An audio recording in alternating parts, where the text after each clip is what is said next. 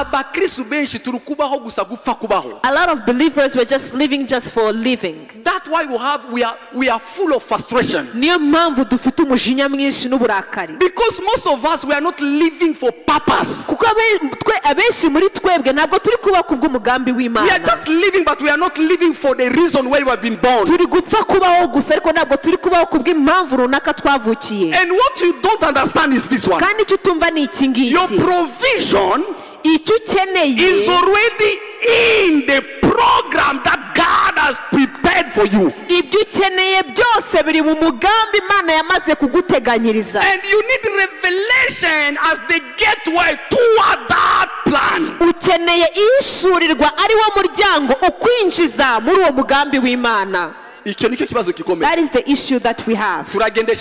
We are walking by sight. We are walking by sight. We are walking by our reality. Paul looked at the Ephesians. He said, if I leave these people this way, that they only believe Christ, that they have love between themselves, these I don't know what you're going through. I don't know how people see you. I don't even know how you see yourself. I don't know the name they call you. I don't know the names you call yourself. And when you look at yourself, you say those names are the truth. Because I can also see that they're not really lying. But I'm coming here to tell you,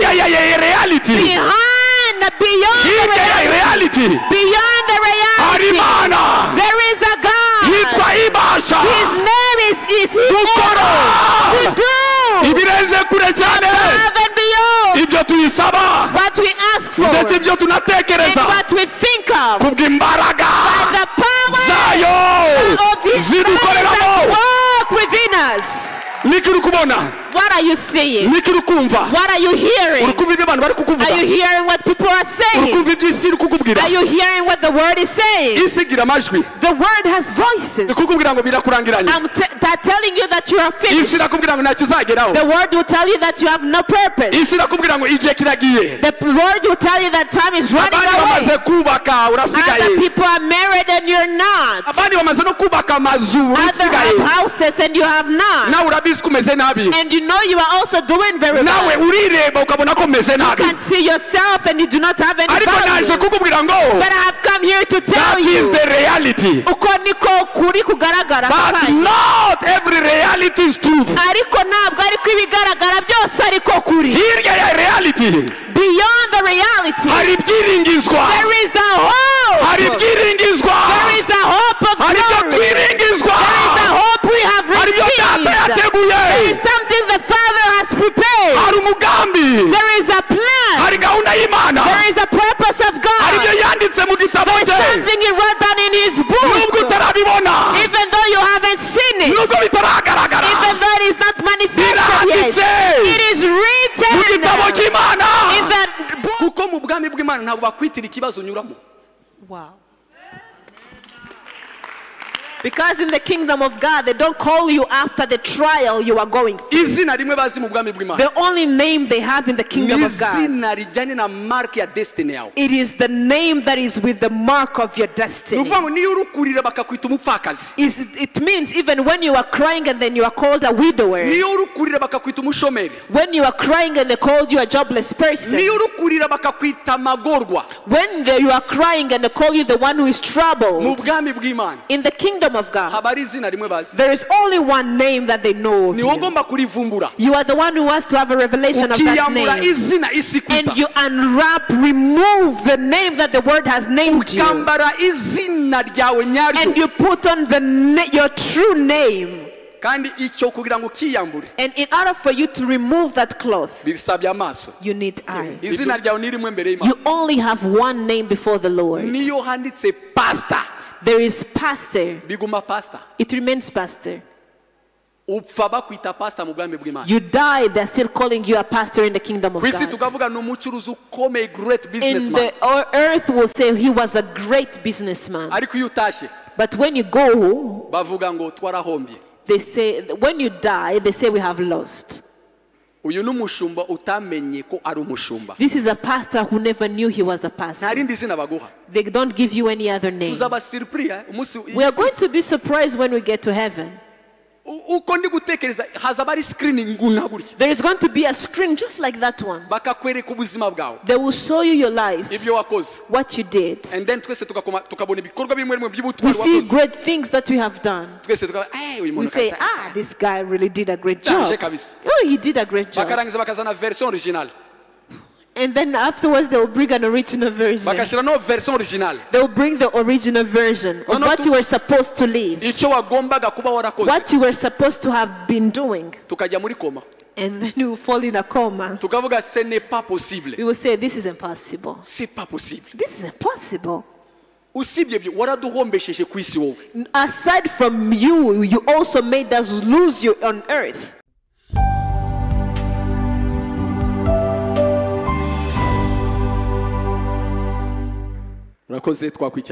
Thank you very much. You may take your seats.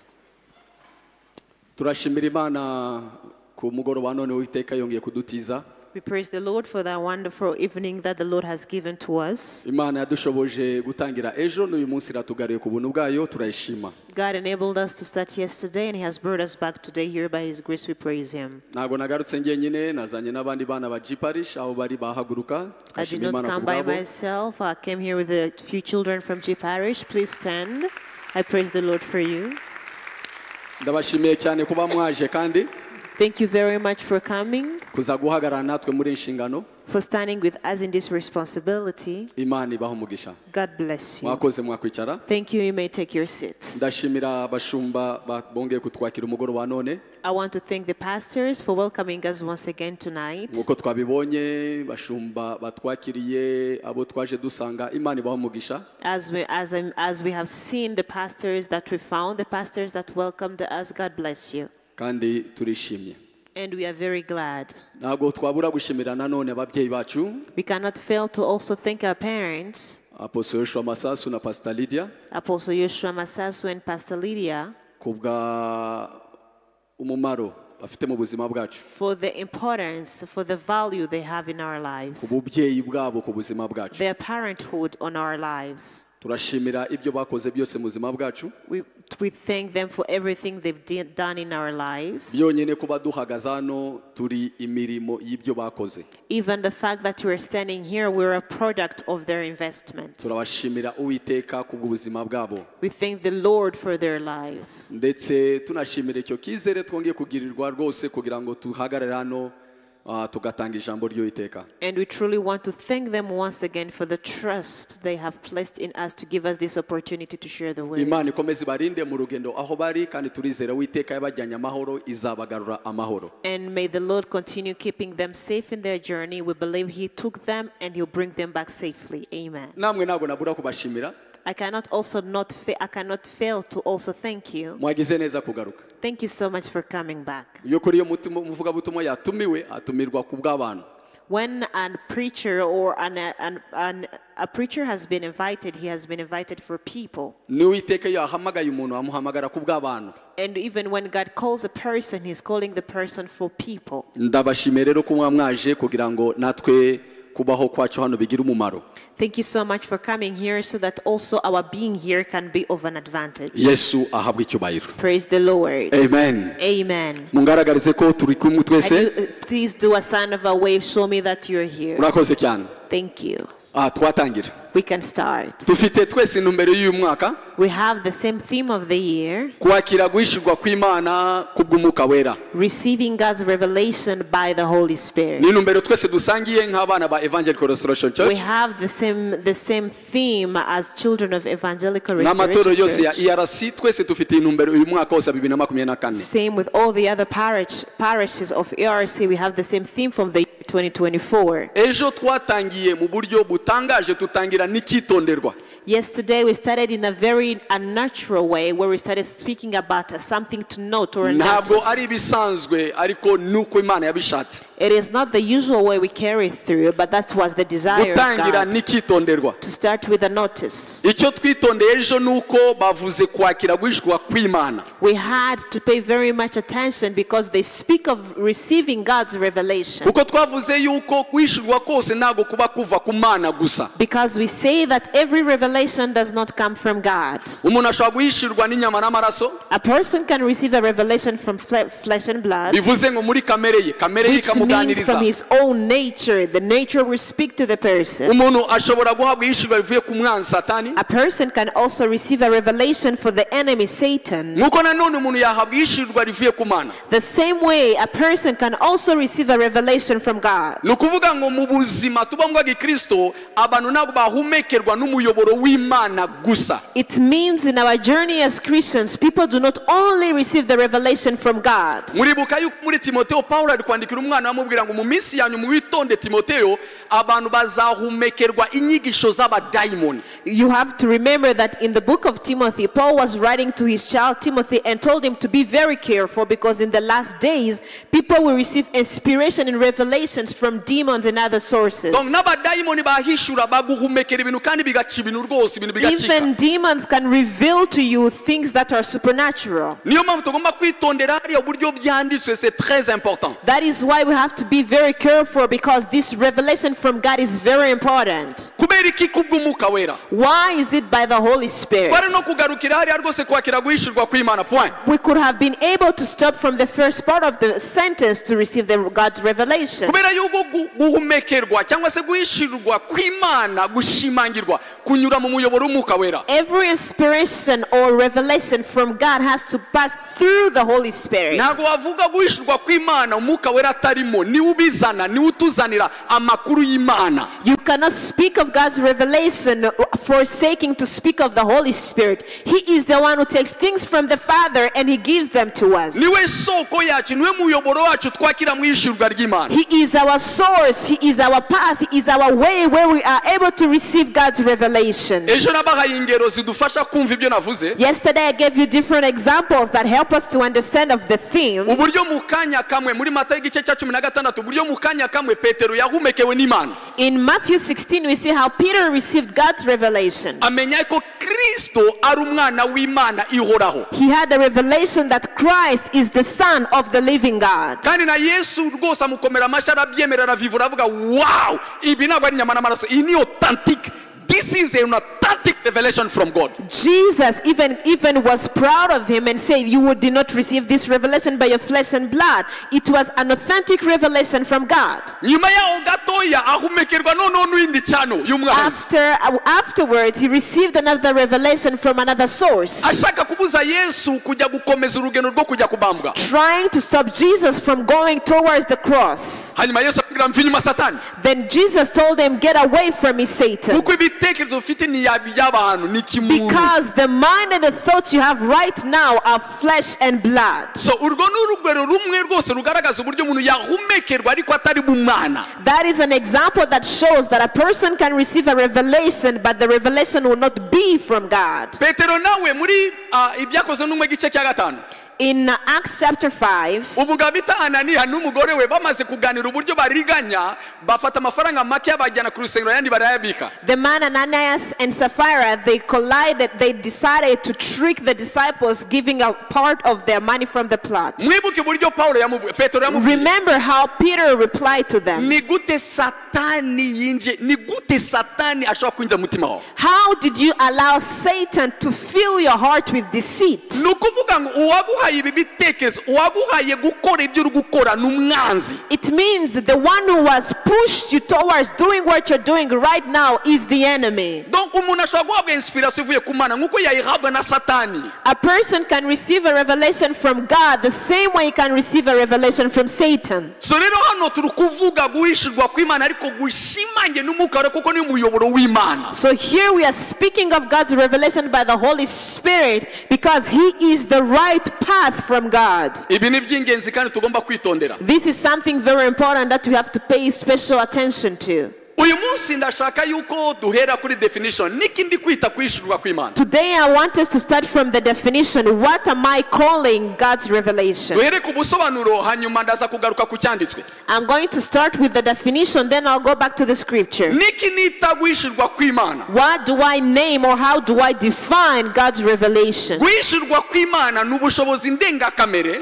God's revelation is the supernatural ability ubushobozi ndengakamere bwo kubona, to see, bwo kumva, to hear, bwo kumenya, to know, ndetse no gusobanukirwa, and to understand. ariko kubw'impumeko y'Umwuka Wera. But through the inspiration of the Holy Spirit, Reka nsubiremo. I'm going to repeat. Guhishurirwa God's revelation n'ubushobozi ndengakamere bwo kubona, is the supernatural ability to see, bwo kumva, to hear, bwo kumenya, to know, ndetse no gusobanukirwa, to understand and perceive things. kumenya ibintu, gusobanukirwa ibintu, Having the understanding, having the awareness, kumva ibintu, hearing things, ariko tubiheshejwe n'impumeko y'Umwuka Wera. but receiving it through the inspiration of the Holy Spirit. Niko nita guhishurirwa kw'Imana.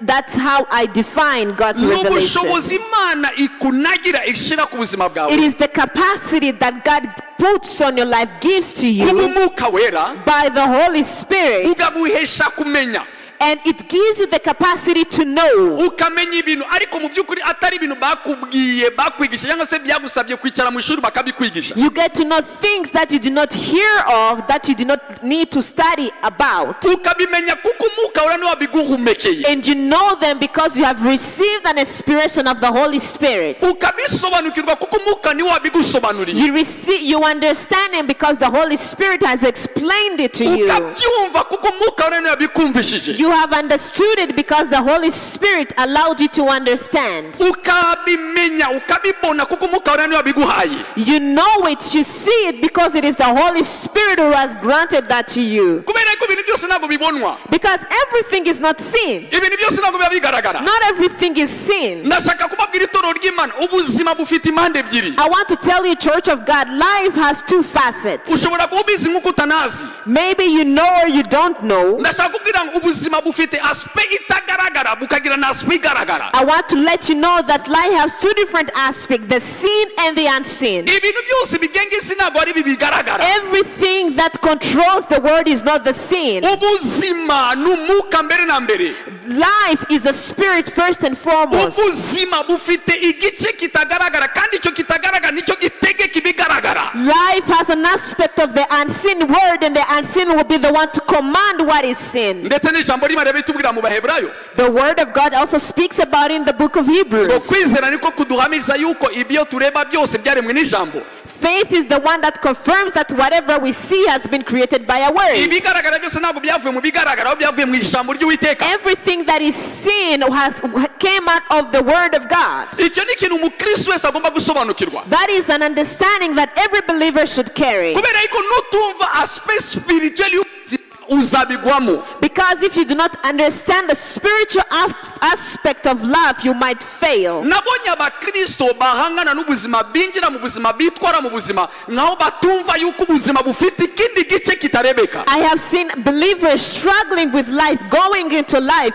as if there is an unseen aspect controlling their lives. kandi iyo utabisobanukiwe rero uba victim, And when you do not understand this, you become a victim. ubigwamo, You fall. ubuzima buragukanga, Life will scare you off. ubuzima buzagutungura, Life will surprise you. uzaba umukristo ariko wuzuye amaganya, wuzuye rwose kwivumbura, wibaza niki kiri kukubaho. You will be a believer but full of complaint and grumbling, not understanding what is happening to kubera you. ko Imana izi ko ubuzima yaburemye gutyo, Because God knows that is how He has created life. kubera yuko ubuzima tureba buri influence n'ubuzima butarebeka. Because the life that we see is influenced by the unseen world. kandi iyo turi kuvuga unseen world, iyo turi kuvuga ibitarebeka, mugomba kwitondera iki. And when we speak of the unseen world, you have to pay attention to this very thing. hari amami abiri ategeka ibigaragara. There are two kings that command what is seen. hari ubwami bw'Imana There is the kingdom of God butarebeka that is unseen, ariko buriho, but which is Burakora.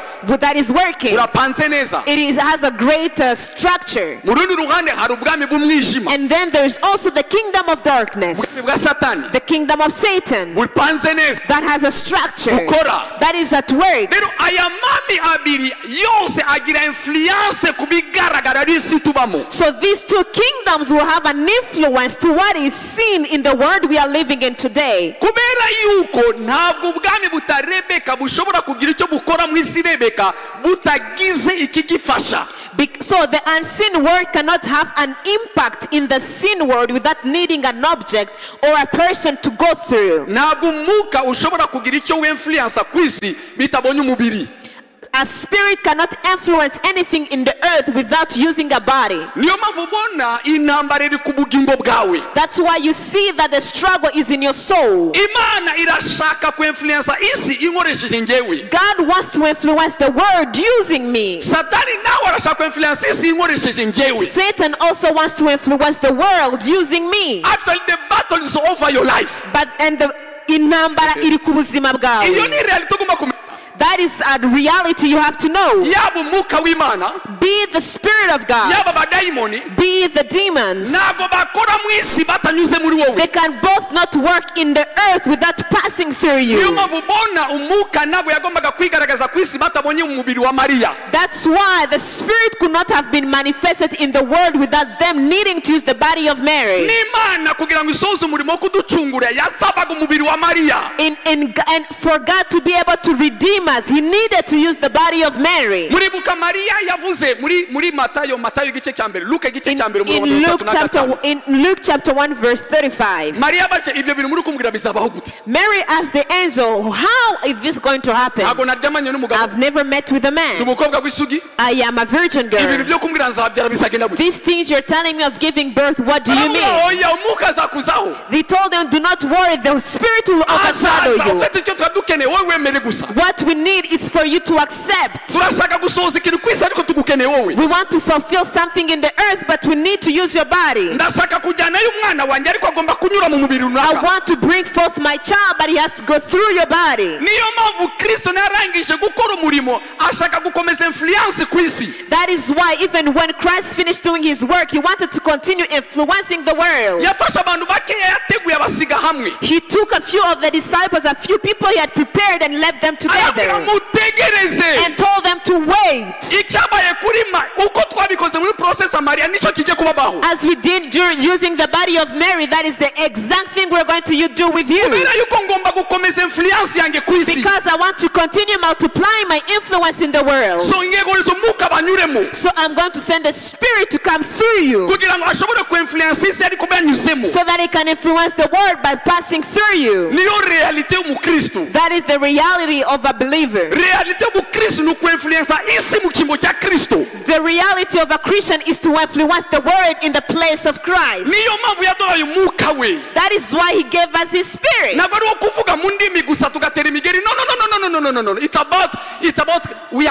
about kukonkerisa the territory. It is not, it's not just about speaking in tongues and so and so and so. Ahubwo no kugira ngo tubashe gufata neza ikirere imigi. Nukugaba ibitero ugafata ubutaka ugafata ibihugu ugafata amahanga. We have to go to battle and get nation and capture nations and cities. Niyo mpamvu ubona. That is why you see uko bikora gutyo mu ruhande rw'Imana. the way it works in the kingdom of God. No mu rundi ruhande niko badayimoni na Satani bameze. It is the same way that on the other side, that is how Satan and the demons Niyo mpamvu are. iyo birukanye umudayimoni. That is when they chase a demon. Biblia ivuga ngo agenda nta buruhukiro kuko abamwe no nako nabaho nakora business gutse nafite umubiri umuntu ngomba kurunguruka nkareba ko nanasubiramo. The Bible says that he's going to go wandering around because he cannot survive with the body, so he comes back to find a host where he can reside. Niyo yanyura mu giti. He can go through a tree. Niyo yanyura mu kintu. He can go through a thing. Ariko hagomba kuba a tangible material. Hagomba kuba ikintu kiri physical. But he needs a tangible material where he can manifest his work. Niyo mpamvu muri Marko igice cya 5 Yesu agiye kwirukana abadayimoni bari muri wa mugabo wararaga mu marimbi wikebeshaga ibyuma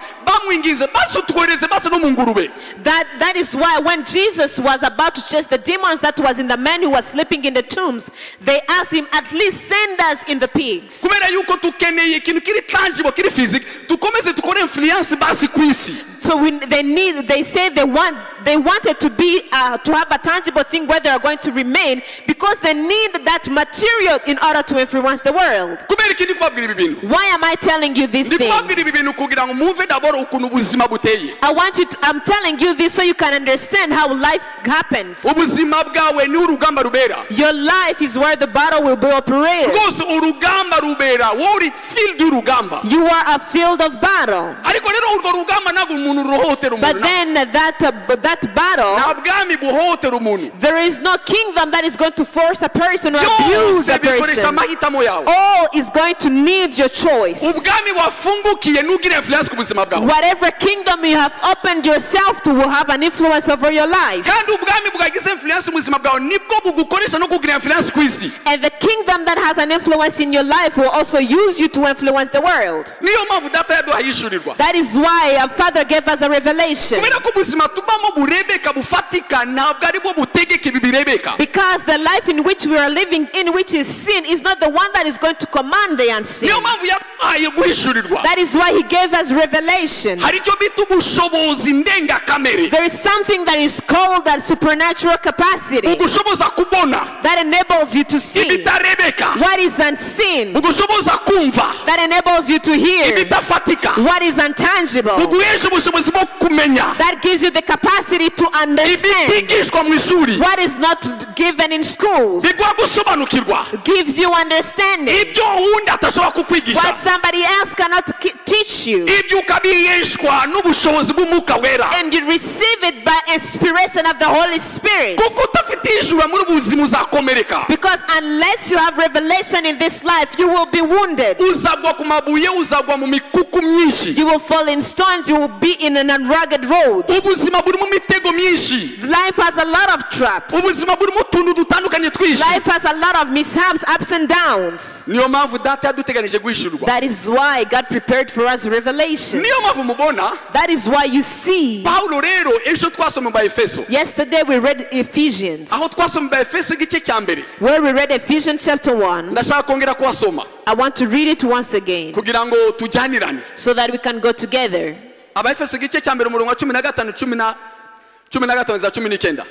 Ephesians chapter 1 verse 15 to 19. This is what the word of God says. Therefore I also, after I heard of your faith in the Lord Jesus and your love for all of the people, I do not cease to give thanks for you, making mention of you in my prayer. These people had faith. And they also loved each other. They had the heart of God. They believed God. But I want you to make, yesterday I told you to pay strong attention to the people that Paul was writing to. He was writing this letter to people who were already believers, who had already believed in God. But he was telling them, you need revelation. He said, I know how you pray. I love how you love each other. I love how you have faith. And I praise the Lord for you. But then I'm not only thanking the Lord for you. Also, I kneel down and pray for you. Why are you praying for us? I pray that the God of our Lord Jesus Christ, the Father of glory, that He may give you the spirit of wisdom and revelation in the knowledge of Him. Paul knew the value of these things. He knew that a believer with that revelation is weak. He will not be able to see the unseen.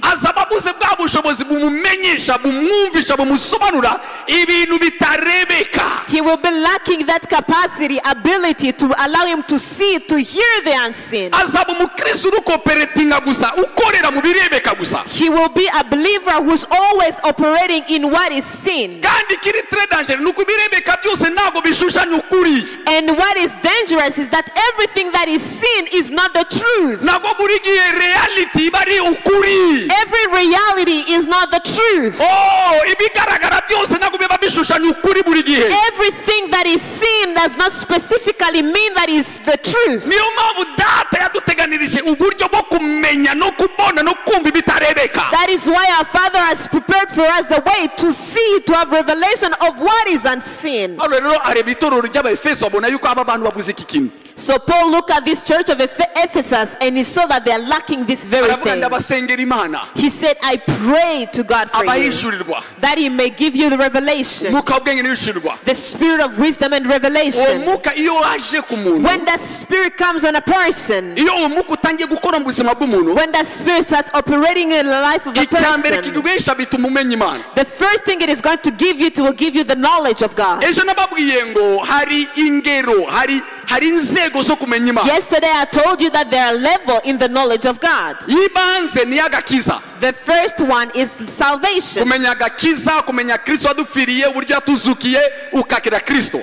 Knowing saved, knowing salvation, the Christ who died and raised for us. Ubwo n'ubumenyi bw'ibanze. That is the basic knowledge Umwuka wera ahesha buri muntu we munyabyaha wese. that the Holy Spirit will give to every believer. Akakwemeza ibyaha byawe ukarira ukihana ukakira Kristo. He convicts you of your sin, you repent, you cry, and you receive Jesus Christ. Ariko aba bari bamaze kurenga icyo urwo rwego. But these people, as you can see, they were beyond that first level. Bari baramaze kwizera Kristo. They had already believed in Christ. Kuko na Paulo arabihamiriza ngo maze kumenya ibyo kwizera kwanyu. Because even Paul is testifying, saying, after hearing about your faith, Ariko mbasengera mbasabira guhishurirwa. but then I'm praying that you may receive revelation. Nimuhabwa umwuka w'ubwenge n'ibishurirwa bizatuma mumenya Imana. If you receive that spirit of wisdom and revelation, it will allow you to know God. Ibyo kumenya Paulo ari kuvuga revelation knowledge, ubwenge bwo guhishurirwa. The knowledge that Paul is speaking about is the spirit of the wisdom of revelation and the knowledge. Nukuvuga ngo nubumenyi wahishuriwe. It is the knowledge you have received the revelation of. Kandi nibwo bumenyi Yesu ari guhamiriza Petero ko yari afite. And that is the knowledge that Peter had when he was testifying about Christ. Yesu yabaje abigishwa be abantu baravuga ko ndinde. Jesus asked his disciples, who do people say I am? Abantu bavuga ko ndinde. Who do people say that I Abantu am? mu rusange banyita nde. In the corporate world, who do they say I am? Abantu mu rusange bavuga ko ndinde. In this community, who do they say I am? Abantu mu rusange bavuga kuri Yeremiya. People in general say you're Jeremiah. Abantu mu rusange baravuga ko uri Yohana Mubatiza. They say that you're John the Baptist. Abantu mu rusange baravuga ngo uri umwe mu bahanuzi They say bakomeye. that you're one of the great prophets. Aravuga okay, ibyo niko abantu babazi. And then he said, okay, that is what other people say. None mwebwe kumwihariko muravuga ko ndinde. As for you, who do you say that I am? Ndashaka kumenya umuntu uzi ku giti cye. I want to see the person who knows me individually. Ndashaka kumenya uzi ku mwihariko. I want to see the one who has an individual revelation of who I am. Atari byo abandi bavuga kuri nge. Not what everybody's saying about me. Atari byo wumvanye abandi. Not what you heard other people saying. Atari byo wigishijwe n'abandi. Not what you were taught by other people. Hanyuma ibyo rero bisaba ihishurirwa. And that very thing is going to require revelation. Petero aravuga ngo uri umwana w'Imana ihoraho. Then Peter said, you are the son of the living God. Aramubwira ngo wow, that's And right. then he says, wow, Ibyo ni byo. that is true. Ibi nta muntu wabikubwiye. There is no flesh and blood Nta muntu that revealed to wabikwigishije. you. Nobody told you this. Ibi wabihumekewe na data. You have received this revelation from our Father in Bana heaven. b'Imana tukeneye gukura mu bumenyi bikageraho tumenye Imana mu ishyurwa ryawe. Children of God, we have to grow in our knowledge of God to get to the point of having an individual revelation of God. Ikibazo nuko abantu bose bishimira bya bintu bya rusange. The problem is that everybody is happy with the corporate revelation, Amasengesho ya rusange, the general prayers, ijambo rya rusange, the general word of God, ibikoreka mu rusange, the things that are done in a community, gahunda yo kwiriza mu rusange. having a fasting and prayer in general. Ni nacyo kiri kugira intege nkeya y'itorero ry'iki kinyejana. That is even what is bringing weakness and discouragement in the church of God today. Abantu babeshejwe n'ijambo pasiteri yigisha mu isaha imwe ngiye gukoresha. People are living on the word that the pastor is teaching 1 hour per week. Ariko ntabwo bafitanye experience iri personal n'Imana. They lack a personal revelation experience with God. Kubera ko batafitanye umubano wihariye n'Imana bubaka ku giti cyabo, ntabwo bazi Imana ku giti cyabo. Because they lack that communion, that fellowship on an individual level with God. They have no idea what it is. bigatuma rero transformation itihuta. It will cause that the transformation in their life will tarry. Kubera iki transformation itihuta? Why is it tarrying? Kuko nubumenyi bwishurwa gusa buhindura mu buryo buri speed. Because this knowledge is only received through the revelation of the Spirit. Ntabwo ushobora guhabwa ubumenyi bwishurwa usigara kwa rumeze. You cannot receive the spirit of revelation and remain the same. Buhindura ubuzima bwawe. It transforms your life. Burabuhindura. It transforms you. Petero amaze guhishurwa After Peter received the revelation, nibyo Kristo yamurebera amubwira ngo and that is when Christ looked at him and told him, wari Simoni. you were Simon. Ubu none ugiye kuba urutare. Now you are becoming a rock. Kandi nge nzubaka itorero And I ryanjye. will build my house on the rock.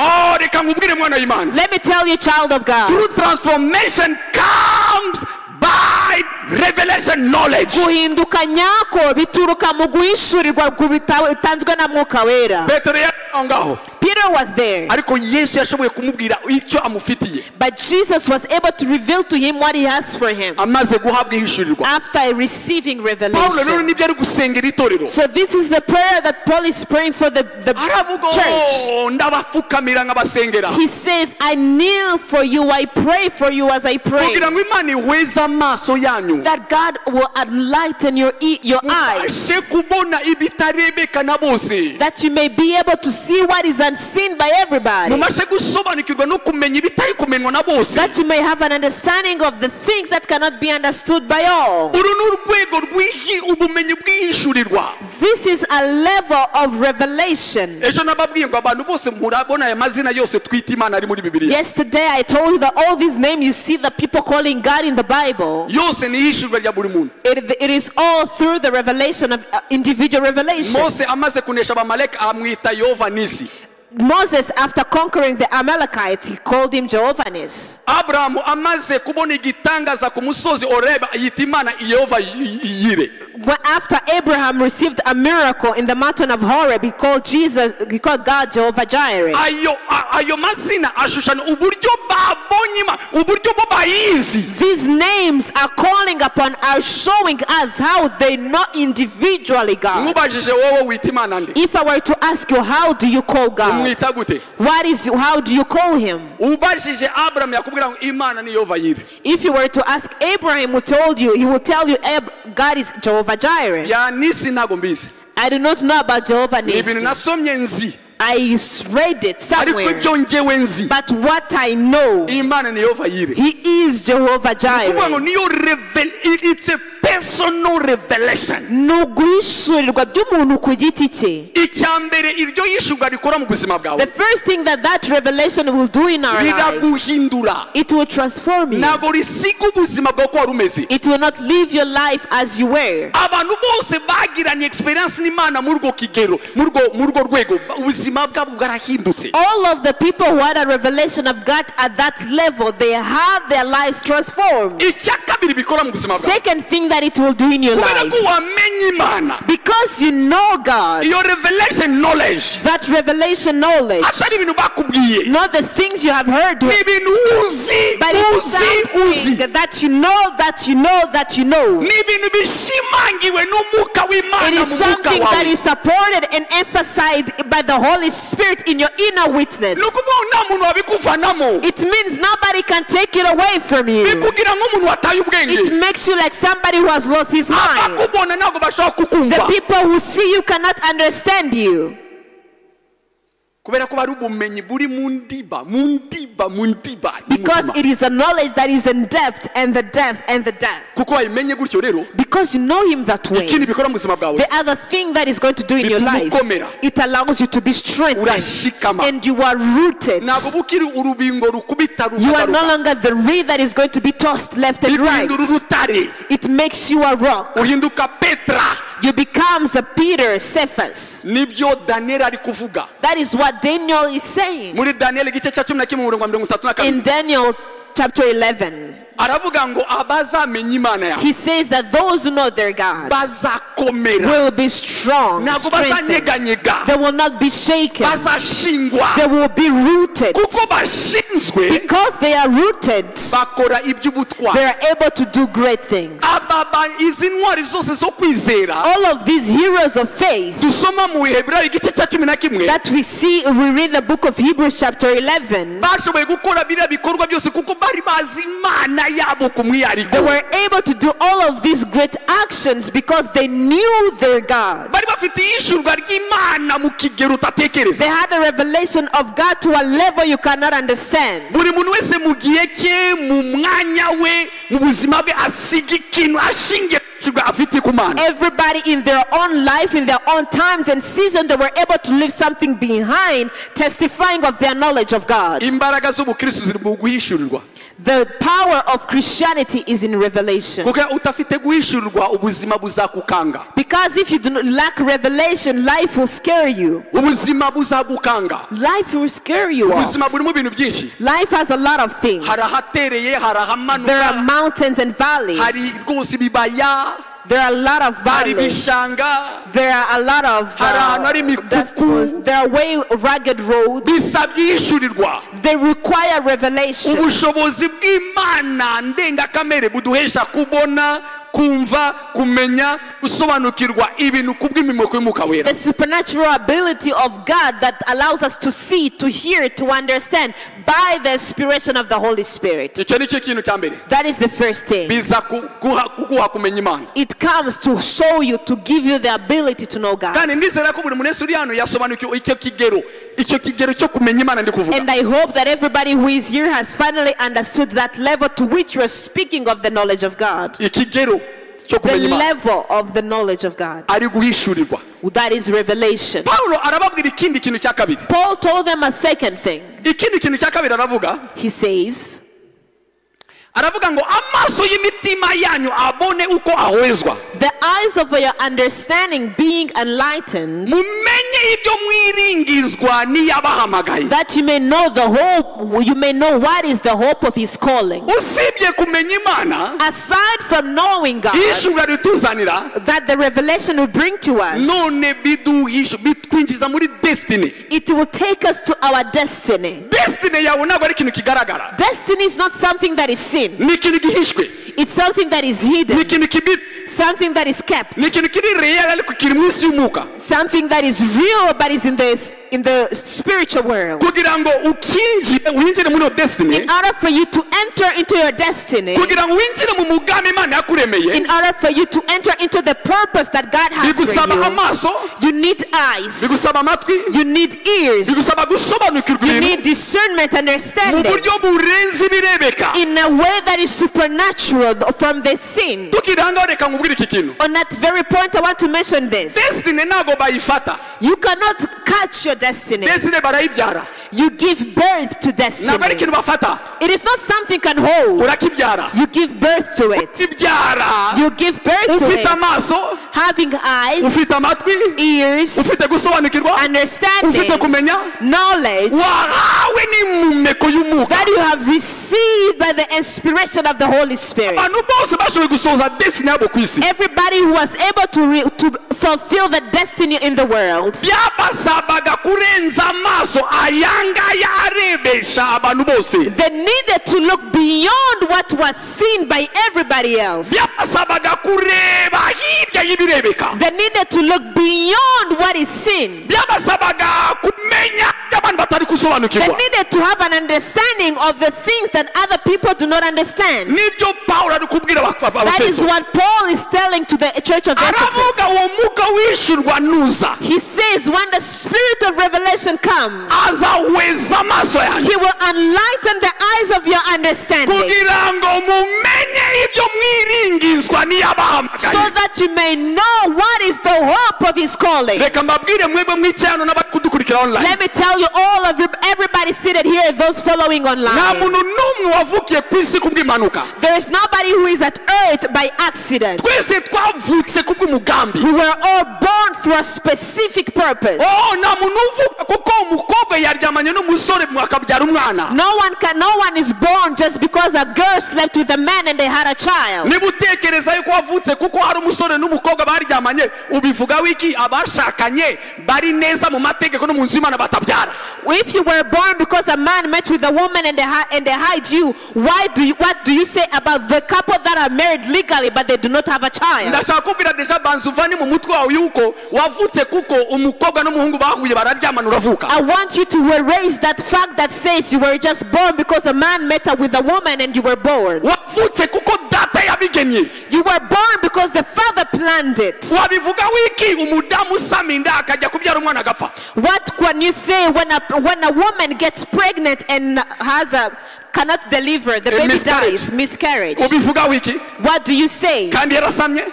And she got pregnant. Umwana nabeho. She got pregnant. Uriho kuko Imana yabigennye. You are here because God planned it. Uriho kubw'impanuka. You are not here by accident. Uriho kuko hari gahunda. You are here because there is a plan. Uriho kuko hari umugambi Imana yategetse. You are here because there is a purpose that God has ordained. Niyo mpamvu ugomba gusobanuka impamvu yawe yo kubaho. That is why you need to have an understanding of the reason of your being. Kubera yuko utayisobanukiwe kubaho kwawe kuba kufite ubusa. Because if you do not understand it, then your living is worthless. Ntago biruta wa wundi wa mwana wapfuye avuka. You are not better than the child who was born dead. Upfira Imana ubusa. You are useless to God. Kuko impamvu Imana yatumye ubaho ni kugira ngo usohoze umugambi wayo. Because the reason why God allowed you to live is in order for you to fulfill the purpose He has for you. Naje mfite igitekerezo cyo kubashiramo kumenya umugambi Imana ku buzima bwanyu. Tonight I came here with a plan and a mindset to instill in you the fire of the destiny that God has for you. Ntabwo uriho kubw'impanuka. You are not here by accident. Umuntu wese n'ikintu cyose cyaremewe impamvu runaka.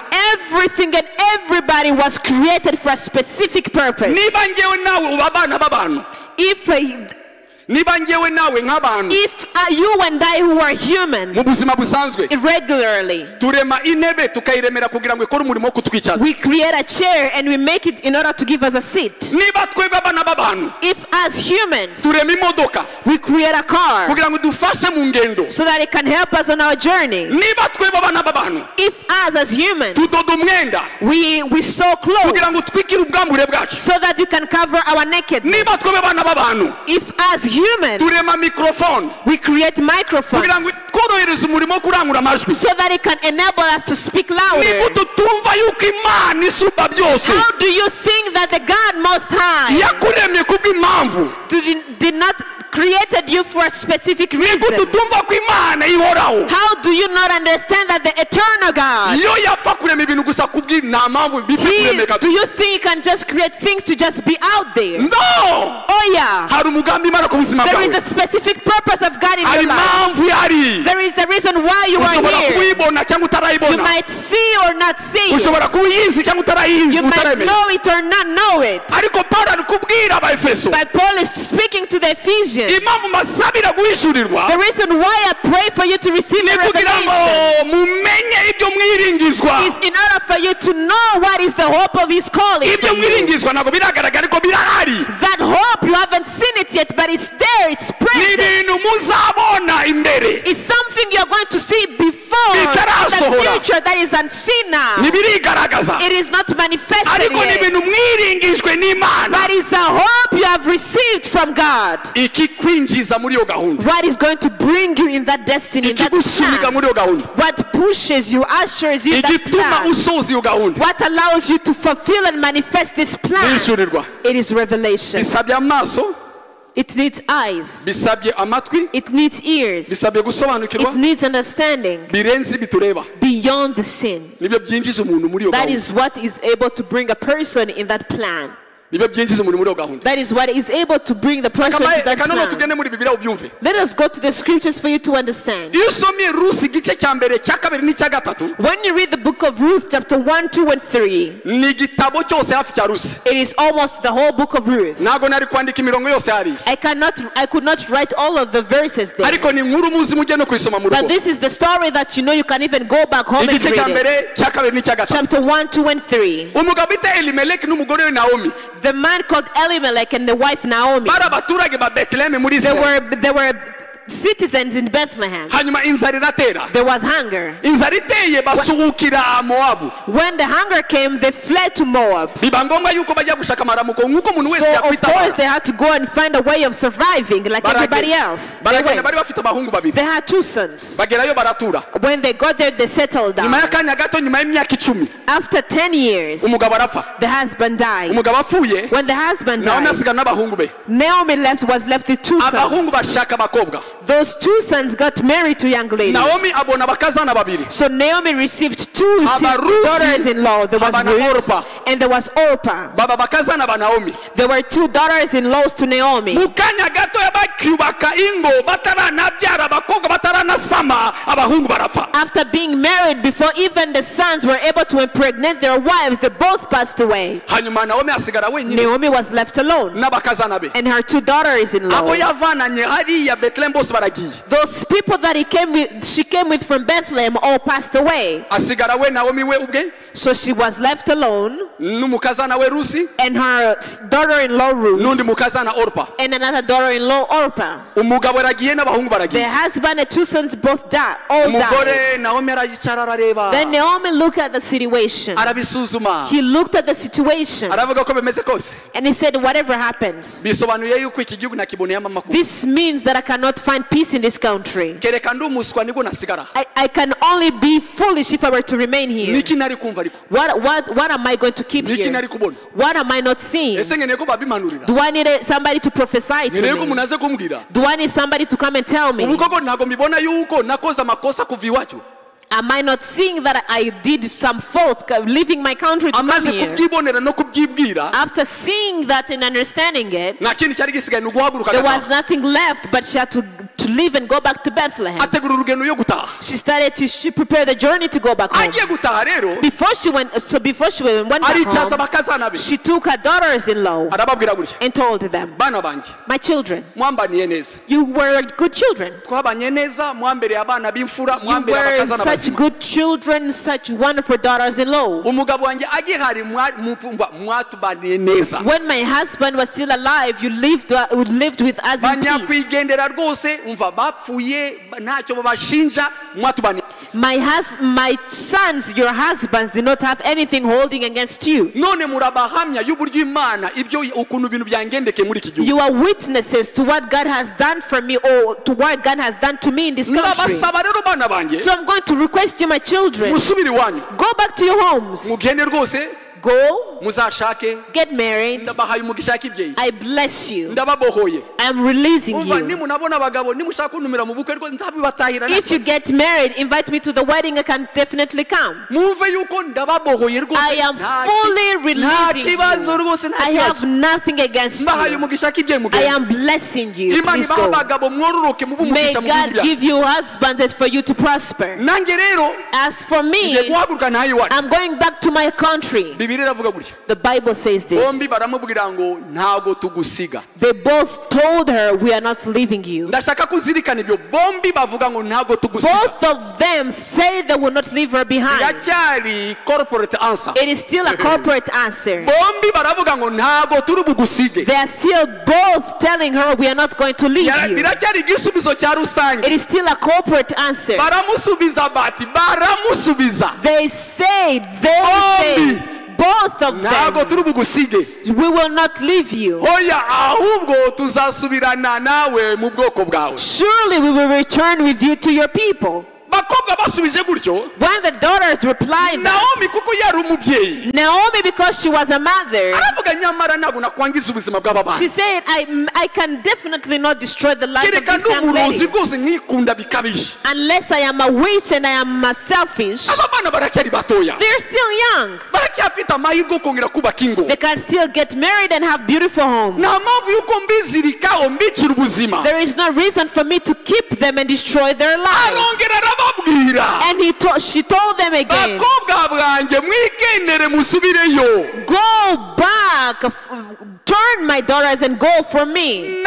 Umva ndenze imyaka yo kongera gusama inda I nkabyara, am too old to have a husband and have a child and give niyo them to you. byanambaho nkabona n'umugabo iri joro. Even if I were to find a husband tonight, Dutekereze nk'abantu koko, let's think like humans. dushyire ibintu mu gaciro. Let us think logically. Niyo nabonana n'umugabo iri joro If I were- bikanambaho kubw'amahirwe nkasama inda, If I were to have a husband tonight and then miraculously I get pregnant, aho umwana azavukira when the child will be born agakura and grow akajya ku ishuri and go to school akazaba umugabo, and become a ubu man, koko yababera umugabo. can he be your husband? Bana banjye ntabwo mubona ko tutari gushyira ibintu mu gaciro. My dear children, think logically. Mugende rwose, You go, mugende. go. Erega Uwiteka yabanguriyeho ubwo kuboko kundwanya. Would you restrain yourself from having husband? The last sentence. For it grieves me very much for your sake that the hand of the Lord has gone out against me. Murabona uburyo Imana yandwanije muri iki Can you see how God is fighting against Mugende. me? So go. murongo wa 14 ukurikira. Verse 14. Barongera batera hejuru bararira. Then they lifted up their voices and wept Barongera again. tena bombi batera hejuru bararira. Both together, corporate, they both cried. Agaragaza umutima wo gushaka kugumana nawe They bombi. saw that heart of weeping and grieving and wanting to stay with Naomi. Aho rero ndashaka kuwitondera ibyabaye. Then I want you to see clearly what happened next. Orupa asoma nyirabukwe Rusi we amubaho akaramata. And Orpah kissed her mother-in-law, but Ruth clung to her. Narakubwiye gutya. I told you this. Iyo umuntu atafite ishurwa ku giti cye, When a person lacks personal revelation, atazi Imana mu Ihishurirwa, does not know God on a point of an individual aribyo revelation, mwabwiriwe mu rusange, what is that which is a corporate revelation, igihe kiramuhinyuza. time will challenge them. Ibibazo by'ubuzima biraguhinyuza. Trials and tribulation will challenge them. Ugera imbere ukabivamo. You get in front and you leave it. You Ugera forsake imbere the journey. ukabishingukamo. You forsake the journey. Kubera ko ibihe n'ibibazo biragucugusa bikaguhinyuza. Because times and seasons will challenge you. N'abantu bazi Imana yabo But gusa only those who know their God nibo bakomera are the one who will be strengthened bagakora iby'ubutwari. and do great things. Batangiye ari bombi. They started it being both of them. Teste ya mbere bombi baravuga no mama nago twagusiga On the batera. first test, they both said, Mama, we are not leaving you behind. Bageze kuri test ya kabiri, When they reached to the second test, Rusi akomeza mu ya gatatu. Ruth went forward to the third Ariko test. ku kigero test ya kabiri Orpa avamo. But on the point of the second test, Orpah already lost Asoma it. nyirabukwe aragenda. She kissed her mother-in-law and left. Mubwire rero cyo utazi. Let me tell you what you do not know. Inkuru ye irangiriraho. That is the end of her story. Nta kindi tumuziho. We do not know anything. Tuzi different. gusa yuko n'umwana wavutse We just know that she was born. yari mu Mowabukazi, She was a Amaze kuba Moabite. inkumi. After growing up, ahora n'umugabo bita Kirijo. she got married to Hanyuma one of umugabo Naomi's arapfa. sons, and he died. Orpa yapfuye ara mupfakazi n'ibyo.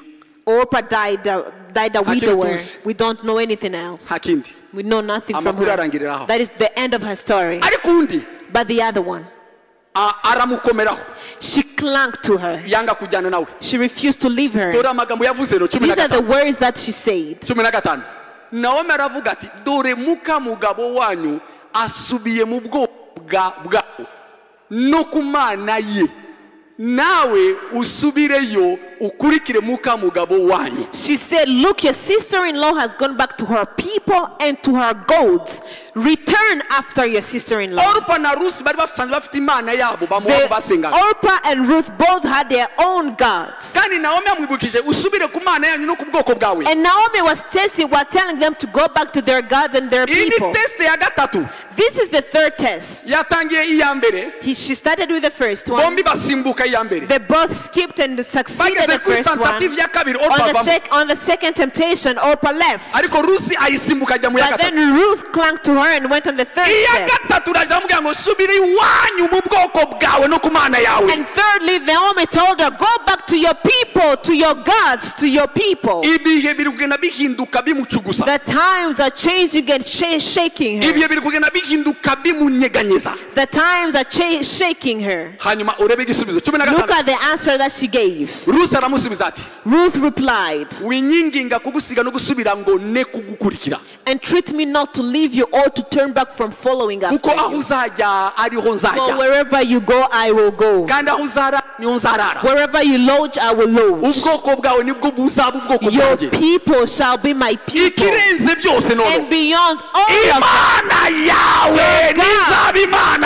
will be my God. This young lady, she had gotten to know to the knowledge of that God of Israel. They both came together with Orpah. They got married to Israelites. They got married to Jews. But Orpah did not have a revelation of that God.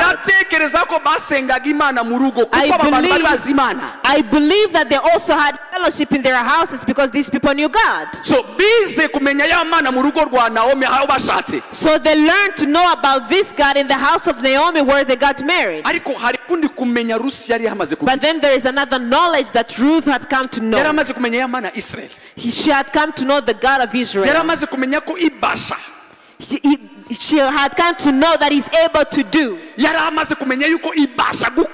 She was able to know that he is able to do above and beyond what a person can think or can even ask for. Power. And she said, I will not leave you. Wherever you go, I will go. Wherever you lodge, I will lodge. If you do not eat, I will not eat. If we find something to eat, we'll share. And beyond all of that, your God will be my God. This is what happened. Let me tell you. Do not forget that Naomi showed her the reality. I want you to see the kind of reality that was in front of this young lady. This woman had nothing. Even the money that she had received after selling her belongings had finished. It means that even possibly going back home, she might go to the camp of refugees. They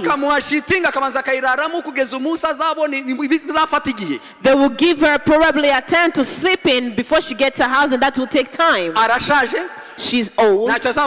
She's not going to be of benefit. She's going to be weary and burdened. The reality that was in front of Ruth. And on the other hand, there was a corridor, a way for her to go and start a brand new life. Both were before her.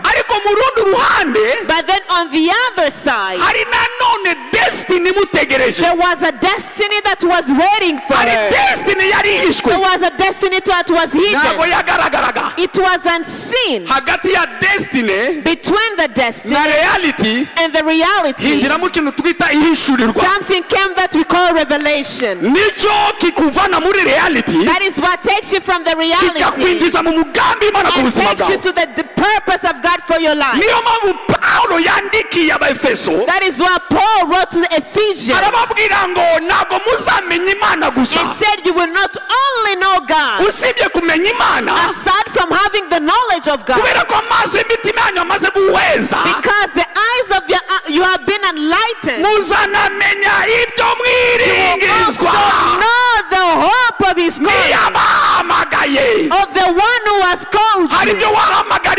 There is something to which you have been called for. There is something that the Father has kept for you. There is something that he has for you. That is unseen. And it's not the reality. The reality of Ruth, yari umupfakazi, she was a widower. nta byiringiro, No hope. nta cyizere, No hope. ariko matana n'umukecuru She was walking with an old lady udafite imbere n'inyuma, who has nothing to rely udafite on, icyo kurya, who has nothing to eat, udafite icyerekezo, who has no destiny, no umeze nabi, future, who's doing very ariko bad. n'ubu reality yariyo, But even though that was Ku her rundi reality, ruhande, on the other hari side, destiny, there was her muri destiny. destiny ye And in her destiny, ubuzima ntabwo bwari burangiye, life was not finishing right ahubwo bwari there. butangiye, Life was just starting. ubuzima bwari butangiye. Life was just starting. Sinzi ibyo urimo, I don't know what you're going sinzi through. uko bakubona, I don't know how people see sinzi you. n'ukuntu nawe ubibona, I don't even know how you see sinzi yourself. izina bakwita, I don't know the name they call you. sinzi n'amazina nawe ubwawe I wiyita. don't know the names you call yourself. Birashoboka ko uri rusi umugoroba It none, is possible that tonight, amazina bakwita the history they call you barakwita after, umupfakazi they umeze call nabi, you a widower. ntacyo wasigaranye, You have nothing to your nta n'umwana name. umugabo yagusigiye, Then you don't have a child. nta kazi ugira, You have no job. nta babyeyi ugira, You have no parents. nta byiringiro bw'ubuzima You bwawe. have no hope. Nawe iyo wirebye And when you look at nawe uravuga yourself, hariya amazina niyo, you say those names are the truth. kuko nanjye ndabibona ko batari Because kubeshya, I can also see that they're not really ariko lying. naje kukubwira But I'm coming here to tell you, hirya ya reality, beyond the hirya ya reality beyond the hari reality, Imana there is a God. yitwa Ibasha His name is gukora to do ibirenze kure cyane above and beyond ibyo tuyisaba what we ask for ndetse ibyo and tunatekereza what we think of. kubw'imbaraga By the power zayo of His Spirit zidukoreramo. that work within us. niki uri kubona, What are you saying? niki uri kumva, What are you hearing? uri kumva ibyo abantu bari kukuvuga, Are you hearing what people are uri saying? kumva ibyo isi iri kukubwira. Are you hearing what the word is saying? isi igira amajwi The word has voices. ikukubwira ngo birakurangiranye, I'm telling you that you are isi finished. irakubwira ngo ntacyo uzageraho, The word will tell you that you have no purpose. isi irakubwira ngo igihe kiragiye, The word will tell you that time is running abandi bamaze away. kubaka urasigaye, Other people are married and you're not. abandi bamaze no kubaka amazu Others urasigaye, have houses and you have not. nawe urabizi ko umeze nabi, And you know you are also doing very nawe well. urireba ukabona ko umeze You nabi, can see yourself and you do not have any ariko naje value. kukubwira ngo But I have come here to tell that is you, the reality, uko niko kuri kugaragara but kwanyu. not every reality is truth. Ariko ntabwo ariko ibigaragara byose ariko kuri. Hirya ya reality Beyond the reality, hari ibyiringizwa, there is the hope. hari ibyiringizwa, There is the hope of hari ibyo glory. twiringizwa, There is the hope we have hari ibyo data received. yateguye, There is something the Father has prepared. hari umugambi, There is a plan. hari gahunda y'Imana, There is the purpose of hari ibyo God. yanditse mu gitabo There is cye, something He wrote down in His nubwo book. utarabibona, Even though you haven't seen it, nubwo bitaragaragara, even though it is not manifested biranditse yet, it is mu gitabo written cy'Imana in the book of God. ku izina rya Rusi, Under the name of hari Ruth, handitseho ngo it was written, uyu mukobwa this young ni lady, nyirakuruza she is the wa Yesu Kristo, grandmother of Jesus ariko muri Christ. reality But in her reality, bamwitaga they umupfakazi, were calling her a widower, umwana mutoya wagize a ibyago, small child who was troubled. uyu mukobwa yagize ibyago, This young lady met calamity. yapfaka yakiri mutoya, She lost her husband at a very young ameze age. nabi, She's doing so bad. ahorana amarira, She has tears all around. ntabwo akirya, She's no longer eating. ahorana agahinda, She has no grief. guhindura umwambaro byamunaniye. She was even unable to change her Ayo clothes. ni reality That was her mu gitabo reality. cy'Imana, In the book of muri God, destiny, in her destiny, muri gahunda y'Imana. in the plan of God, Bowazi yari arimo, Boaz was there. Obede yari arimo, Obed was there. Yesaya yari arimo, Jesse was there. Dawidi yari arimo, David was there. Yesu Kristo yari arimo. Jesus Christ was there. Yanditse ngo It was written, uyu mwana w'umukobwa, this young lady, ubwo nibwo buzima bwe butangiye, this is now her life is starting ni now. nyirakuruza. She is the great Wa Yesu Kristo. grandmother of Jesus Christ. Niki uri kubona, What are you saying? niki uri kumva, What are you hearing? nicyo bari kukubwira. What are they telling you? Guhishurirwa Revelation ni ubushobozi ndengakamere is a supernatural Umwuka ability wera by the Holy Spirit buduhesha kubona that gives you the ability to see ibitaragaragara, the unseen, biduhesha kumva gives you the ability to hear ibitaragaragara, what is unseen, biduhesha gusobanukirwa gives you understanding ibitagaragara. of what is unseen. Komera Uwiteka amashyi. Continue. Clap your hands for the Lord. Yes, come on. Wakongere witeka amashyi menshi niba ari cyo wavanyemo.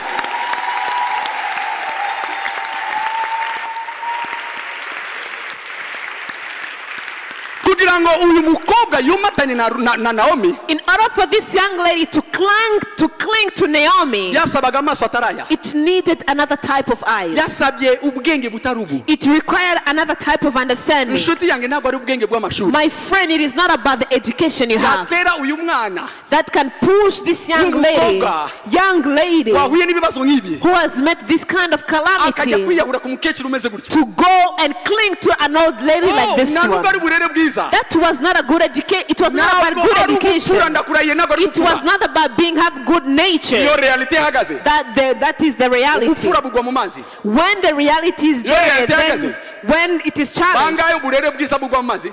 so many lose their own values. None se mugenzi we ntiyagiye? Didn't her sister-in-law leave? No, baranagusezerera. And they also said farewell. Jewe Me, nakubwira mama urakoze. I can say thank you, mom. Orose yabyukaga.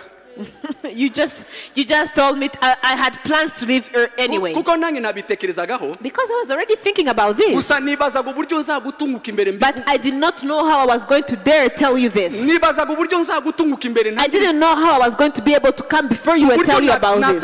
Bene iki kiganiro. How I can start this conversation. Numva guri kubumbwire mwana wanjye nta mutima ugira sha I urantaye pe. thought you would tell me, oh my child, you are so wicked. Mwana wanjye ubu My kuko nicyo gihe child. cyo kuna nubone Is it the time for you to leave me behind? amaboko ngira koko. I really don't have any hands helping me. Ko ari mwebwe banyakwigendera bansigiye pe namwe murantaye. You are the only people I have that my sons left to me. Are you also leaving me behind? Bagize Imana Naomi arabyivugira. But then when they had a chance for Naomi to say to herself. Yo. Naomi arabyivugiye. Naomi said it herself. Nafashe iminsi 3 yo gushima Imana. I can take 3 days of giving thanks to God. Nafashe iminsi 3 yo gushima Imana. I can take 3 days of thanksgiving to God. Imana wakoze ku mutima we. Oh God, you have touched her heart. Nange nibazaga uburyo nzabi. I was asking myself how to begin this conversation. I had no idea how to start this conversation, but you did it, Ariko ayo God. n'amaso y'umuntu. But that's the eyes of a Ubwo person. n'ubwenge bw'abantu.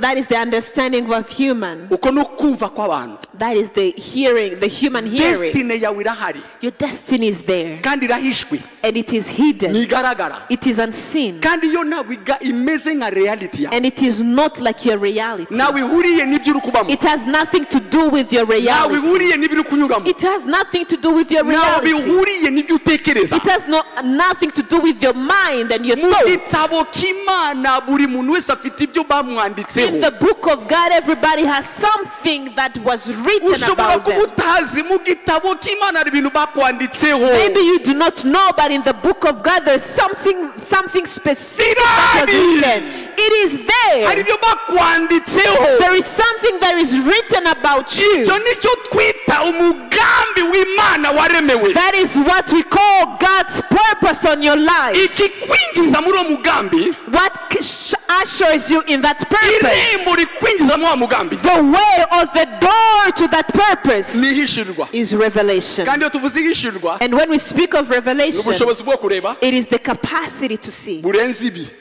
beyond the sin. N'ubushobozi bwo gusobanukirwa The capacity to understand burenze ubu. beyond our mind. N'ubushobozi bwo kumva It is the capacity to hear burenze ibi. beyond our ears. Kandi ibyo bihabwa n'umwuka. And we receive it by the Nicyo Spirit. twita revelation. That is what we call revelation. Ibyo rero That nibyo bikushoboza kurunguruka iyo destiny itaragaragara. is what enables you to see the destiny before it is Nibyo manifested. bigufasha gusobanukira destiny itaraboneka. It allows you to understand the destiny before it is manifested. Kubera ko wabirungurutse wabisobanukiye kandi bitaragaragara. Because you have picked at it and you have received an understanding of it before it is Ihishurirwa seen. rikugira nk'umusazi. Revelation will make you like a crazy person.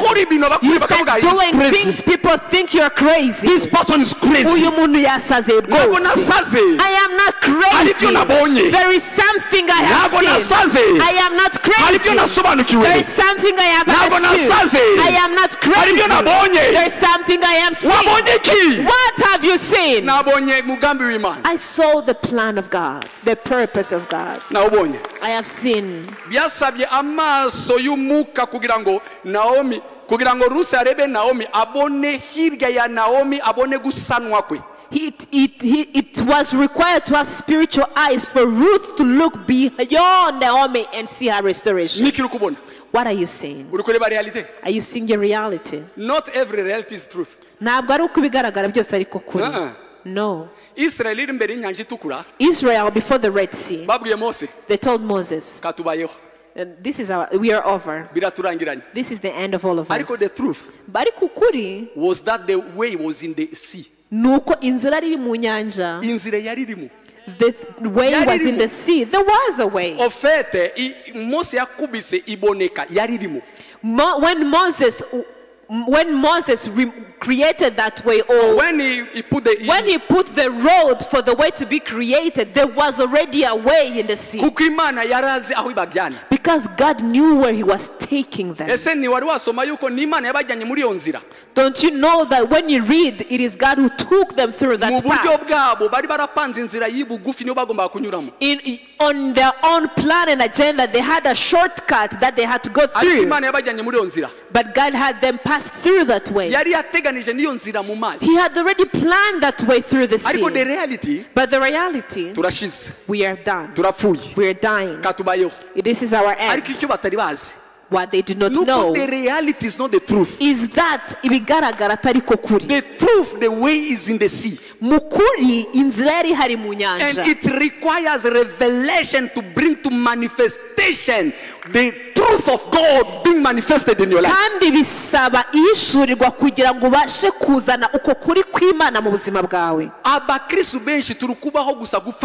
A lot of believers were just living just for living. That's why we are full of frustration.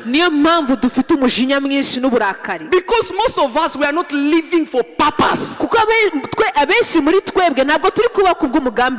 just living, but we are not living for the reason why we have been born. And what you don't understand is this one. Your provision is already in the program that God has prepared for you. And you need revelation as the gateway toward that plan.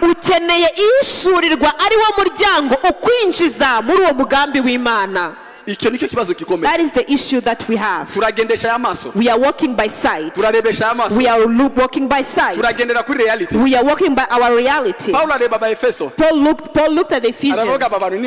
He said, if I leave these people this way, that they only believe Christ, that they have love between themselves, these, they are definitely going to struggle. There is something they won't achieve. In the book of God, under the name of Ruth, there was Boaz.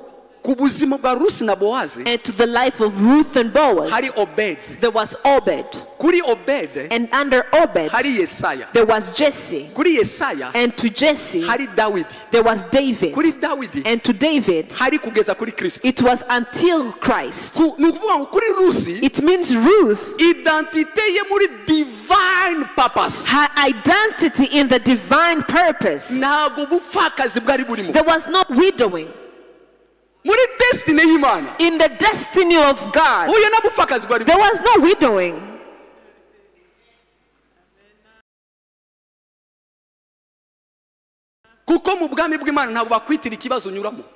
Because in the kingdom of God, they don't call you after the trial you are going through. The only name they have in the kingdom of God,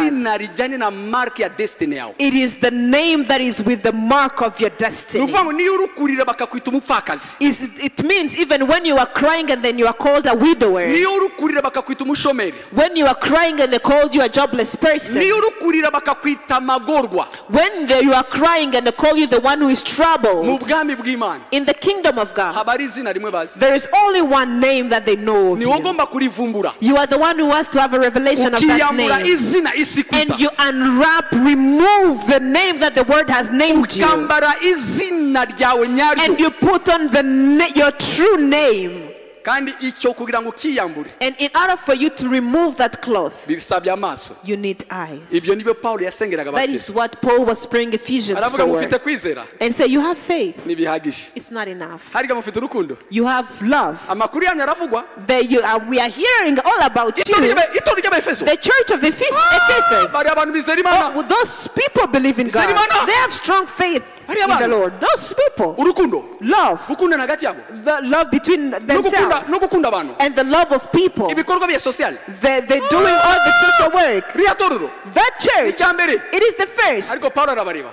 But Paul looked at them Aragaba and said, these Hari people, ikindi bakeneye. there's something else they need. Ibyo bari gukora byose. Whatever they are doing, Bakeneye no gusoza umugambi they Imana ku also buzima bwabo. need to accomplish God's destiny in their lives. Rusi niki cyamufashije gukurikira Naomi? What enabled Ruth to follow Naomi? Iyo ninjiye mu makuru nkabona When Rusi. I go in the stories and I see Ruth, Ndi kumubaza. I ask her, My dear, nsobanura.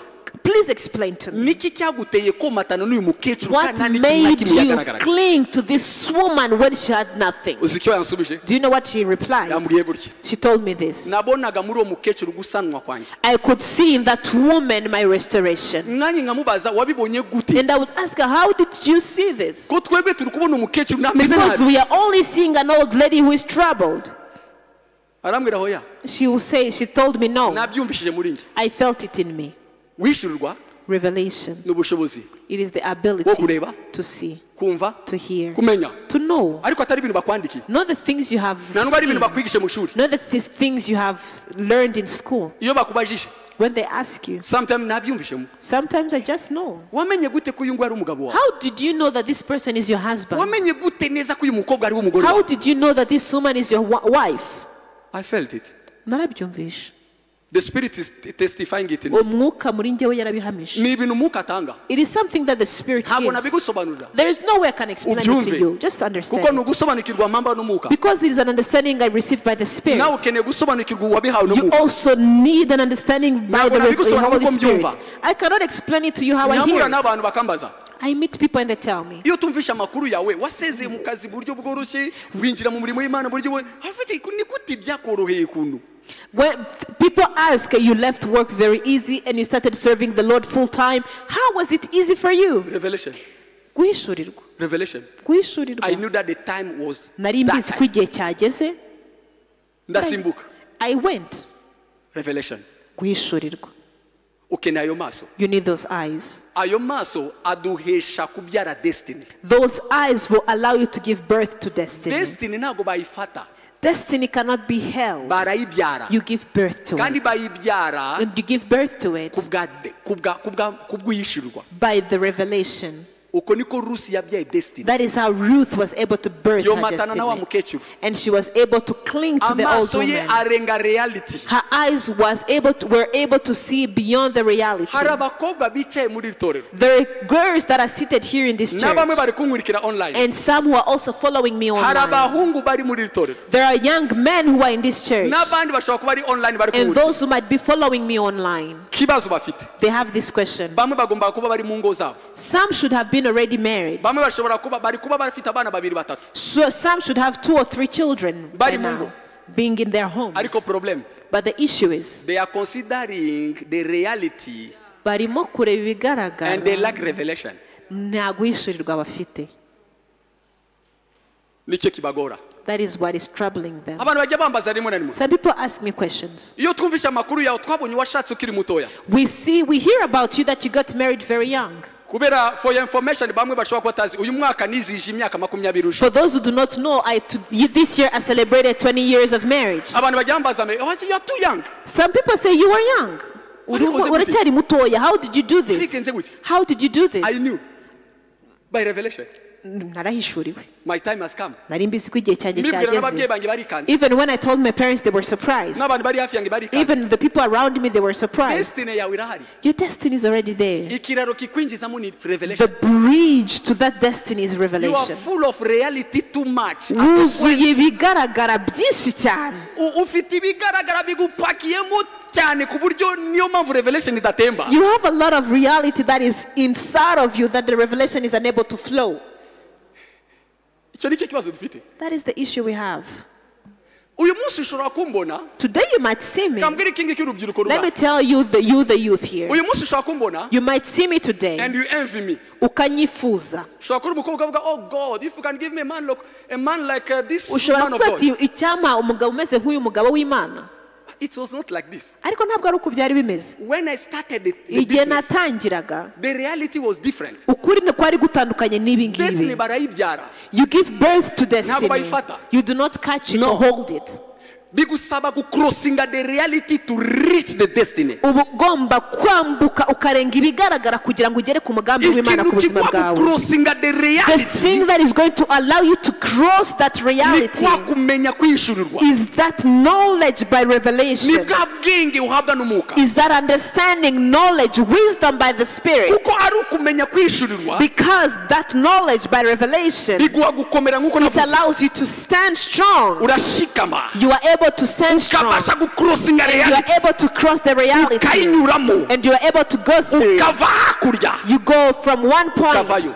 and you cross over. Ugatangira gusohoza umugambi Imana And you yakuremeye. start accomplishing God's plan and purpose in your life. Mutekereze rero. Think about this. Iyo Rusi yari kugendana na Orpa. If Ruth had left with Orpah, ndashaka ko muza twese twinjire muri story. let us all come inside this story. Kuko njye nyirimo ndabahamagara muze Because tujyanemo. I'm in this story, so I'm inviting you all to be in this Okay, story with Naomi me. yadusezereye turamubwiye bye. Naomi said farewell and we both say bye. Twari gusigara tuvuga ngo aba bana bafite ubwenge. We would have said, oh, these children were smart. Aba bana bafite ubwenge. They were really smart. Natwe twibaza uburyo bagiye komata n'uyu mukecuru. We were also asking ourselves, how will they be able to Aba bana clean this old n'abahanga woman? n'abahanga. They are very smart. Bahisemo neza. They made a great Kuko rwose choice. kujyana n'umukecuru nta n'ikintu cyari kuvamo. Because going with this old lady, nothing would have come out of Ariko uzi it. icyo bari ko baratakaje. But do you know what they might have lost? Bari kuba baratakaje kwinjira mu gisekuruza They will cya have lost the privilege of being in the forefathers of Destiny yawe Jesus ntabwo isa Christ. n'ibyo uri kunyuramo. Your destiny is not this. It has nothing to do with your Destiny yawe ntabwo reality. ihuriye na reality. Your destiny has nothing to do with your Hari reality. ibikomeye birenze ibyo uri kureba. There are great things beyond what you see. Hari ibintu Imana yanditse mu gitabo cye kandi bikomeye. There is something that God has written in His Word and which is great. Upfukame bwira Imana humura amaso yanjye. Kneel down and tell God to open your eyes Umenyeshe mbashe kumenya ibyo niringizwa so that I may know the hope of your calling. kubera yuko birahari kandi bikomeye. Because it is there and it's present. Bikomeye. It is great. Bikomeye. Great things. Bikomeye. Great things. Iyo nari kugira ubwoba bwo gusezera ku kazi nakoraga. If I had been afraid to quit my job, Uyu munsi ntabwo wari kubuzi. you wouldn't know me today. Nari kuba se ndi gusoza icyo nahamagariwe. Would I be accomplishing my destiny? Kandi ubwo nari kuvuga ni ubwenge hasha ubuzima. I would be like, you're very smart. Wari kumura ukavuga uriya muntu umunyabwenge kabisa. You would see me and say, oh, this man is very smart. Ariko mu gitabo cy'Imana. But then in the book of God, Ukuri kunyita umunyabwenge as mwisi. you are calling me an intelligent man here in the Mu gitabo world, cy'Imana barakwinze uyu mugabo n'umuswa in the book of God, they are calling me that I'm a fool because I missed my Iki destiny. kintu kizirikane.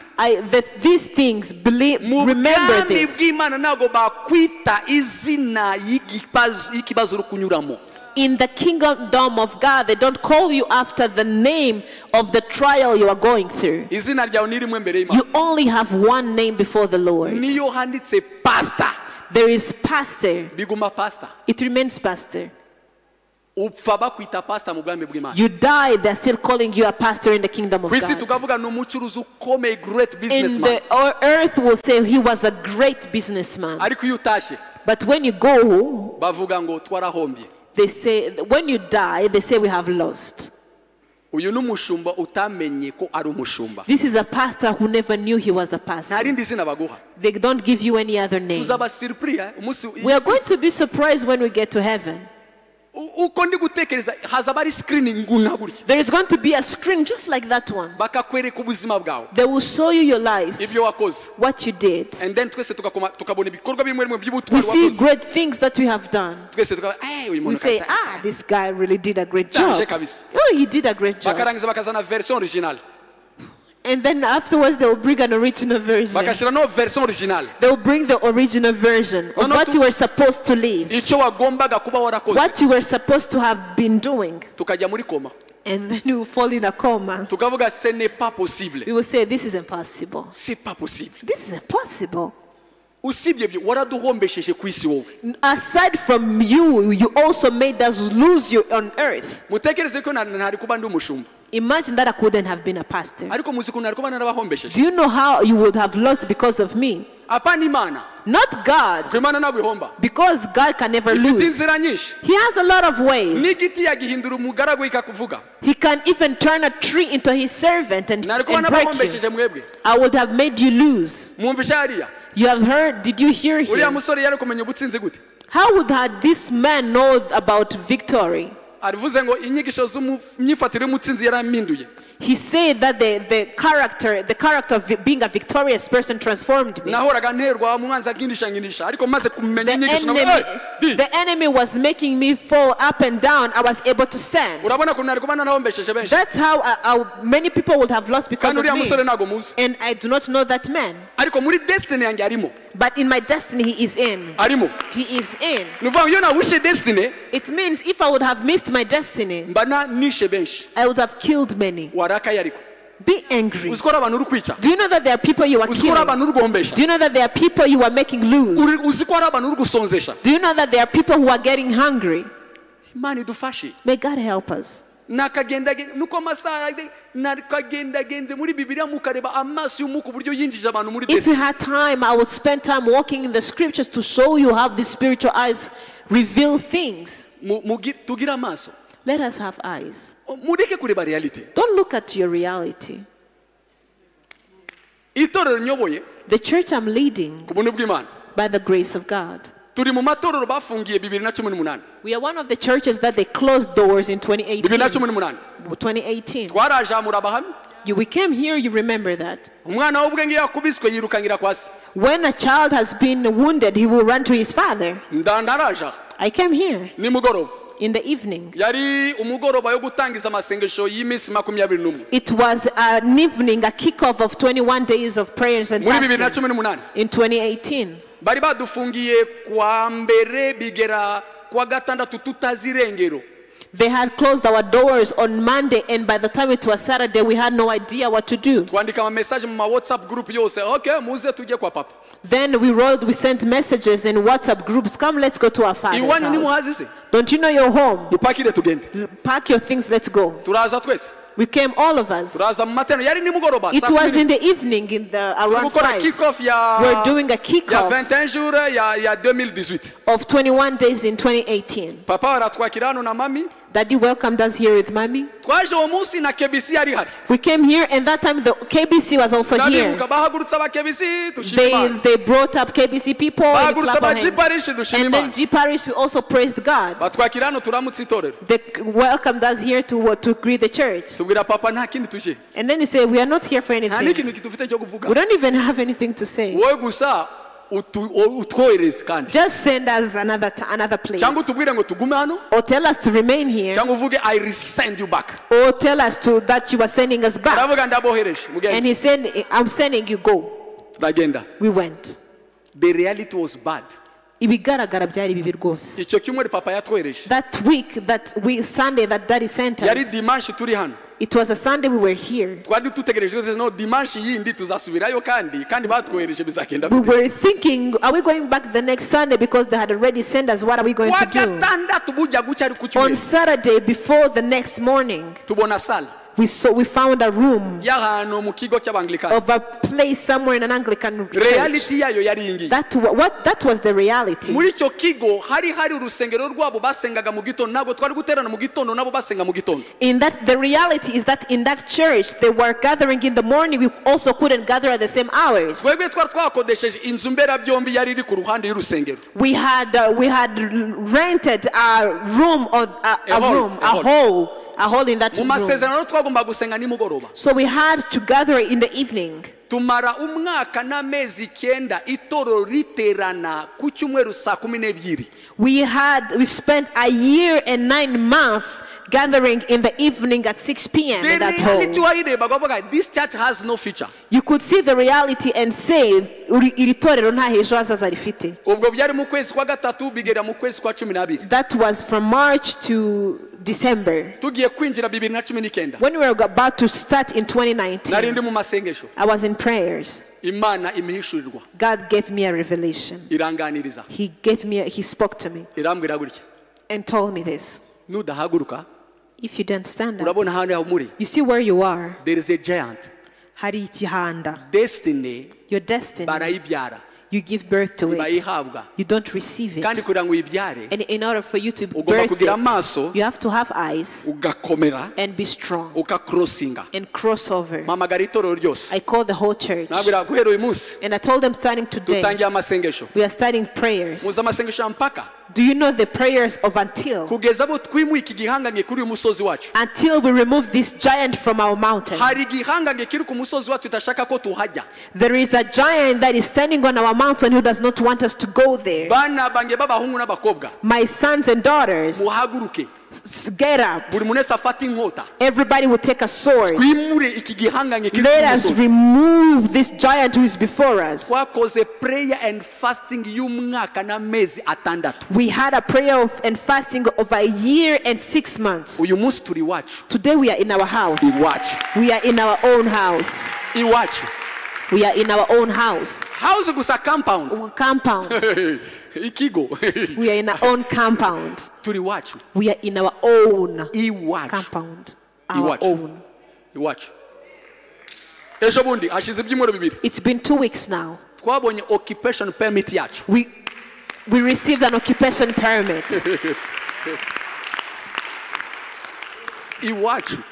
In our own compound. What belongs to you is already there. Your inheritance is already there. The thing is, you're only considering the reality. Your eyes are still closed. That's why you're still there. Look at Orpah carrying her bag going back home. Oh, you are welcome, my child. Thank you for being back here. That's how life is. You had calamity. It's okay. If you are lucky, you're probably going to get a husband. God is probably going to give you something. But you missed your destiny. What are you saying? If she hadn't seen, what would have been the story today? If we hadn't seen, G Parish would not be here today. It would have been over for us. But eyes. Do you know that you moved in this place because of eyes? Eyes. I remember Daddy speaking about this in Casa Bonita.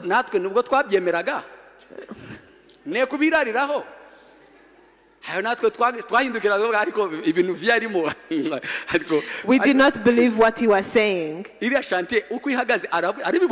Does he see how that building is?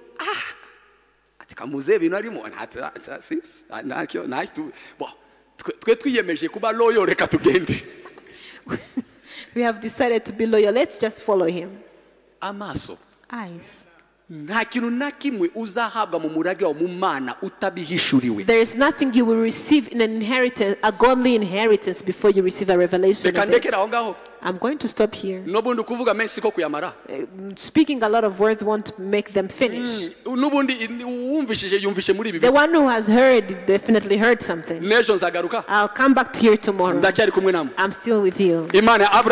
May the God of Abraham, the God of Isaac, the God of Israel, the God of the Father of our Son, of our Lord Jesus Christ, Christ who died and raised for us, the God of the Church of Restoration, the God of my father Apostle Yoshua Masasu, utanga yishurirwa. God, the God who gives revelation. Imana ihweza amaso y'abizera. The God who opens the eyes for the enlightened. Ihweza amaso yawe. May He open your eyes. Mubashe kwimenya.